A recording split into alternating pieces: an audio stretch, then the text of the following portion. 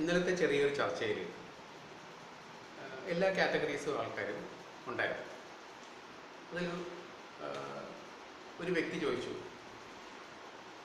ഈ സാർ എന്താ കുറിയിട്ടേക്കുന്നതെന്ന് ചോദിച്ചു. ഞാൻ പറഞ്ഞു, ഇന്നലെ ഞാൻ 1-ാം തീയതിയായിട്ട് അമ്പലത്തിൽ പോയത്. അമ്പലത്തിൽ ദൈവമുണ്ടോ? ഓരോരുത്തരുടെ വിശ്വാസം. ദൈവത്തിൽ സാറ് വിശ്വസിക്കുന്നുണ്ടോ? ഞാൻ ദൈവത്തിൽ വിശ്വസിക്കുന്നുണ്ട്. എന്നാൽ എൻ്റെ ചെറുമക്കളോ ആരെങ്കിലും ദൈവമുണ്ടോ എന്ന് ചോദിച്ചു കഴിഞ്ഞാൽ ദൈവമുണ്ടെന്ന് എനിക്ക് പറയാം. പക്ഷേ ഏതാണ് നിങ്ങളുടെ ദൈവമെന്ന് നിങ്ങളെങ്ങനെ പറയും എന്നുള്ളതാണ്. അതിനൊരു ഡെഫിനിഷൻ കിട്ടിയാൽ കൊള്ളാമായിരുന്നു. ഞാൻ പറഞ്ഞ, നിങ്ങൾ പഠിച്ച വേദങ്ങൾ തന്നെയാണ്, അല്ലെങ്കിൽ നിങ്ങൾ പഠിച്ച പുസ്തകങ്ങളും നിങ്ങൾ പഠിച്ച അറിവുകളൊക്കെ തന്നെയാണ് എനിക്കുള്ളത്. അതിൽ കഴിഞ്ഞൊന്നുമില്ല.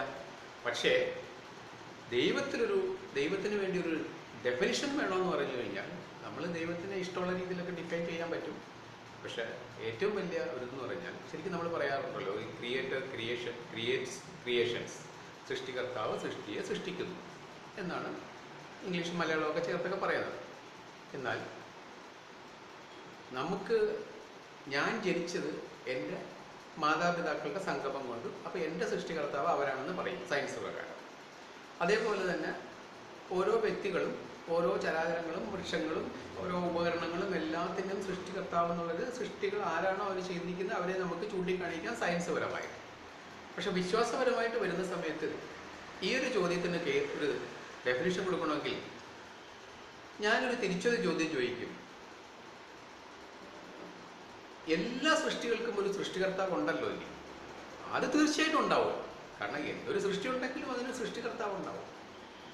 അപ്പം ആ സൃഷ്ടികർത്താവ് ആരാണെന്ന് നമുക്കറിയാമെങ്കിലും, എന്നാൽ ചില കാര്യങ്ങളിൽ സൃഷ്ടികർത്താവ് ആരാണെന്ന് നമ്മൾ കണ്ടുപിടിക്കപ്പെട്ടിട്ടില്ല ഇതുവരെ.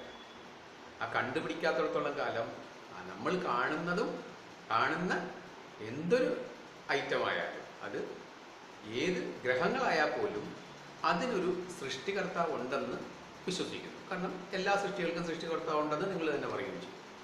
അപ്പം അത് കണ്ടുപിടിക്കാത്തിടത്തോളം കാലം ആ സൃഷ്ടികർത്താവ്, അത് ആ സൃഷ്ടിയുടെ സൃഷ്ടികർത്താവ് ആരാണോ അദ്ദേഹമാണ് എൻ്റെ ഈശ്വരൻ. ഞാൻ അതിൽ വിശ്വസിക്കുന്നു. അപ്പം ആരാണോ, അതായത് നമ്മൾ കാണുന്ന കാര്യങ്ങളിൽ ഒരു സൃഷ്ടികർത്താവ് ഉണ്ടെന്ന് ഞാൻ വിശ്വസിക്കുന്നിടത്തോളം കാലം ആ സൃഷ്ടിയുടെ സൃഷ്ടികർത്താവ് ആരാണെന്ന് അറിയാത്തിടത്തോളം കാലം, അതായത് കണ്ടുപിടിക്കാത്തിടത്തോളം കാലം ആ സൃഷ്ടികർത്താവിനെ ഞാൻ വണങ്ങുന്നു. ഉദാഹരണത്തിന് നമ്മളെല്ലാവരും പറഞ്ഞു, രാവിലെ എണീച്ച് സൂര്യ നമസ്കാരം ചെയ്യുന്നു, അല്ലെങ്കിൽ സൂര്യനെ പ്രാർത്ഥിക്കുന്നു, ഗായത്രി മന്ത്രമൊക്കെ ചെയ്യുന്നു. സൂര്യൻ്റെ സൃഷ്ടികർത്താവ് ആരാണെന്ന് ഇതൊരു ആർക്കും അറിയില്ല. അതേപോലെ കുറേ കാര്യങ്ങളുടെ സൃഷ്ടികർത്താവ് ആരാണെന്ന് കണ്ടുപിടിച്ചിട്ടില്ല. അപ്പോൾ സ്വാഭാവികമായിട്ടും